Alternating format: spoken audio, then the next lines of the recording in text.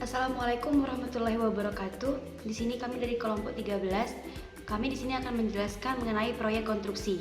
Baik, perkenalkan nama saya Eti Nabila Rahman, NIM 204.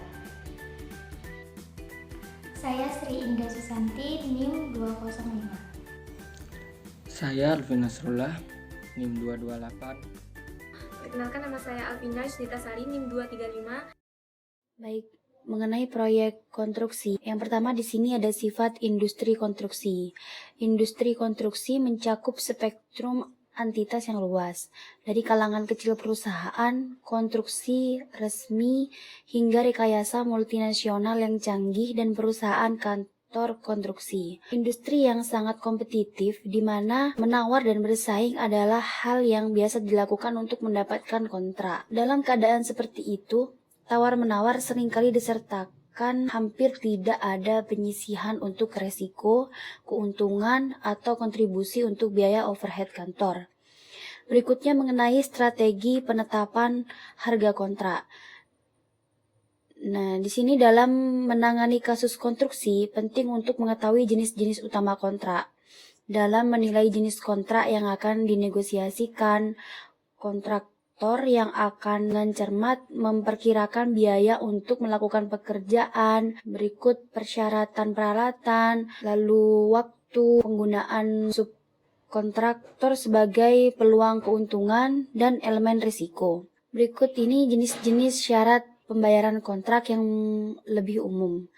Di sini yang pertama ada kontrak harga tetap, ada kontrak biaya plus, kontrak harga satuan, kontrak jaminan harga maksimum, ada juga kontrak waktu dan material, kontrak turnkey, dan yang terakhir ada keuangan swasta.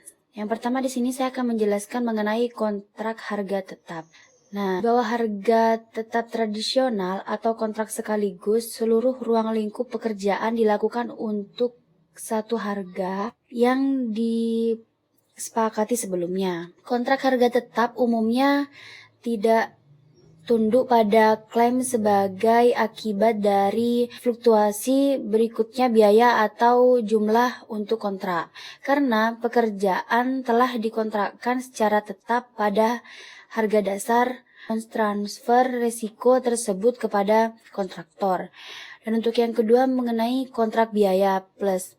Kontrak biaya plus itu telah lama disukai oleh kontraktor dan pemilik ketika ruang lingkup kerjaan sulit untuk ditentukan sebelum pekerjaan dimulai. Nah, untuk biaya plus itu dapat ditentukan sebagai biaya plus biaya presentasi tetap, biaya plus biaya tetap, biaya plus biaya tetap hingga harga maksimum yang dijamin, dan yang terakhir biaya plus biaya tetap dengan insentif tabungan bersama. Nah, selanjutnya mengenai harga satuan.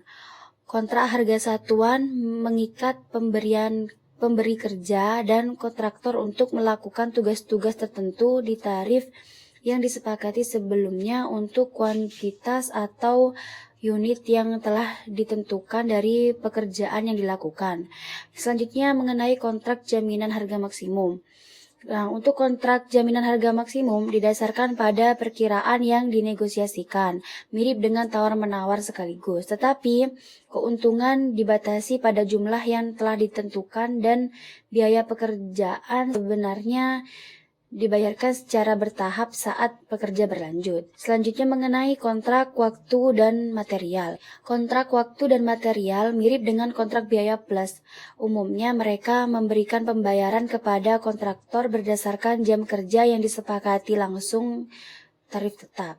Nah, biaya bahan dan barang lainnya ditentukan dalam kontrak, seperti itu. Terus selanjutnya mengenai kontrak turnkey. Kontrak siap pakai tidak selalu berarti penggunaan satu kontrak secara keseluruhan seluruh proyek. Keuntungan utama di klaim kontrak turnkey adalah bahwa biaya akhir lebih rendah dan lebih mudah dikendalikan. Keuntungan lebih lanjut yang sering diklaim adalah bahwa konstruksi lebih cepat dengan metode ini. Kontrak turnkey bisa membuat pemilik kurang memiliki kendali atas proyek tersebut. Nah, selanjutnya yang terakhir mengenai keuangan swasta. Bentuk kontrak siap pakai baru-baru ini telah muncul di mana kontraktor tidak hanya mengajukan tawaran untuk pekerjaan tersebut, tetapi juga menyediakan pembiayaan, dan menyewakan fasilitas tersebut kepada pemiliknya selama periode yang ditentukan sebelumnya.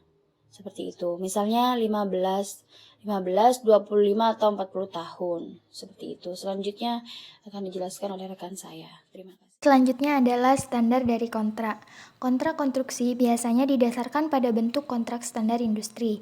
Bentuk-bentuk standar ini telah berevolusi selama bertahun-tahun untuk mengurangi jenis ketidakpastian kontraktual yang dapat menimbulkan perselisihan berikutnya. Sebagian besar proyek di Amerika Serikat menggunakan formulir kontrak konstruksi yang dikeluarkan oleh American Institute of Architects atau yang biasa disingkat dengan AIA.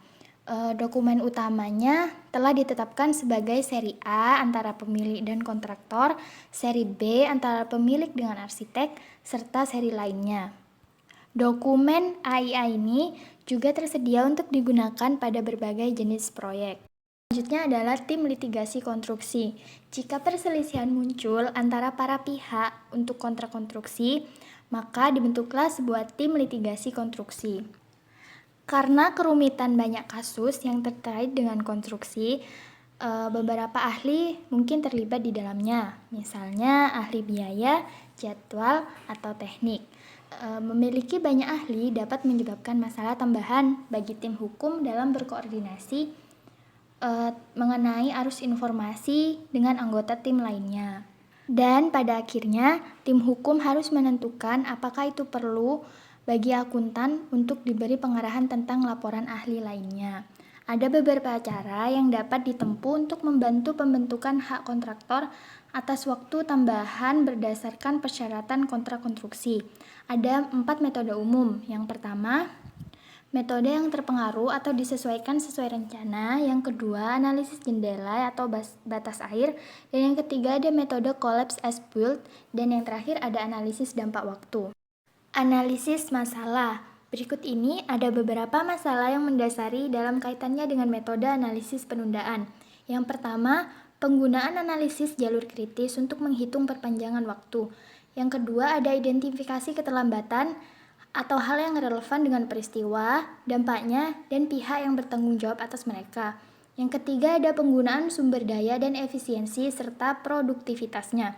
Yang keempat, ada konsekuensi keterlambatan yang terjadi dalam suatu kegiatan. Yang kelima, ada tingkat detail yang sesuai dengan analisis yang dilakukan. Tentunya dengan mempertimbangkan efek kerja musiman dan waktu kerja lembur. Selanjutnya itu tentang mengubah pesanan. Untuk menentukan tarif atau harga yang wajar, profesional biaya biasanya memperhitungkan harga yang tercantum dalam rincian tawaran awal. Jika kontrak dihargai secara kompetitif atau mengalami kerugian, maka harga serupa menggunakan biaya sumber daya yang ditenderkan dan produktivitas akan diterapkan untuk mengubah pesanan. Jika pesanan perubahan tidak dapat diukur secara wajar, penilaian berdasarkan pekerjaan harian atau waktu dan material dapat digunakan. Karena tarif tagihan adalah sumber utama untuk menilai pesanan perubahan. Kesalahan atau inkonsistensi dalam tarif yang muncul dalam rincian tawaran dapat menimbulkan kesulitan jika diterapkan untuk pesanan perubahan. Kemudian, tagihan digunakan untuk mengubah harga pesanan. Profesional biaya harus memastikan bahwa setiap persentase penyesuaian pada tarif diperhitungkan.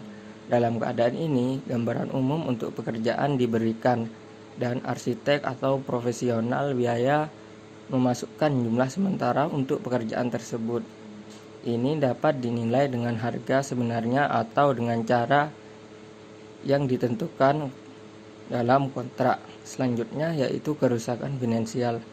Jika kerusakan disebabkan oleh pelanggaran kontrak oleh satu pihak atau pihak lainnya, pengadilan biasanya akan mencoba mengembalikan penggugat ke posisi keuangan sebelum pelanggaran terjadi. Biaya yang terkait dengan dampak langsung dari kejadian tersebut adalah biaya langsung. Kerusakan konsekuensial adalah sumber kerugian tidak langsung sebagai akibat dari pelanggaran. Untuk berhasil memulihkan kerusakan dalam klaim konstruksi, penggugat harus membuktikan hak dan menetapkan sebab akibat dari peristiwa tersebut hingga kehilangan keuangan dan tingkat kerusakan yang sebenarnya disebabkan oleh peristiwa tersebut. Selanjutnya akan dilanjutkan oleh teman saya. Baik, yang selanjutnya di sini ada beberapa hal mengenai penawaran harga yang lebih rendah daripada tawaran yang terlalu rendah. Nah, yang pertama ini ada beberapa kontraktor industri yang dimana menyatakan bahwa memang sengaja menurunkan harga, baik karena mereka putus asa untuk bekerja dengan pembuatan klaim nanti. Tujuannya untuk bisa memperbaiki kekurangan harga dalam penawaran aslinya. Nah, yang kedua, jika konstruksi itu mengalami penawaran harga yang lebih rendah, maka tawaran yang terlalu rendah dapat membuktikan secara hukum bahwa terjadi kesalahan mengenai pekerjaan yang diperlukan. Nah, di sini ada contohnya, ada kesulitan di saat mendesain, kemudian ada kualitas baru yang harus memang diteliti. Nah, yang nomor 3, agar tidak terjadi kecerobohan atau kegagalan dalam menilai resiko yang telah diambil, maka seorang akuntan memang harus benar-benar memahami dasar-dasar penawaran harga. Nah, hal ini melibatkan peninjauan jumlah jam kerja yang diperlukan untuk bagian tertentu dari kontrak. Maka dari itu, pengadilan tidak akan cenderung membiarkan traktor lolos jika terjadi sebuah kecerobohan atau kegagalan dalam sebuah resiko yang telah diambil. Nah, yang selanjutnya ada inflasi. Inflasi itu disebut kenaikan biaya. Kenaikan biaya seringkali dapat terjadi inflasi yang signifikan sejak kontrak itu ditandatangani. Akuntan harus berhati-hati terhadap klaim untuk biaya yang meningkat secara umum, terutama untuk harga unit, yang dimana menunjukkan kenaikan standar dalam sebuah biaya selama beberapa periode waktu. Nah, biaya berfluktuasi ini hubungannya antara biaya dalam klaim untuk periode yang berbeda, kemudian indeks dan statistik harga yang tersedia secara luas dari Departemen Pemerintah. Harus diteliti secara detail, di mana untuk menentukan apakah tren yang diklaim itu sejalan dengan biaya di negara sesuai secara keseluruhan, atau juga untuk memastikan bahwa indeks negara yang dipilih itu relevan. Nah, yang selanjutnya untuk menganalisis klaim, di sini ada beberapa variasi masalah yang sering ditemukan dalam klaim konstruksi. Berikut ini hal-hal permasalahan yang sering terjadi. Yang pertama ada penyebab yang timbul dari urutan perubahan dari perselisihan terkait spesifikasi asli.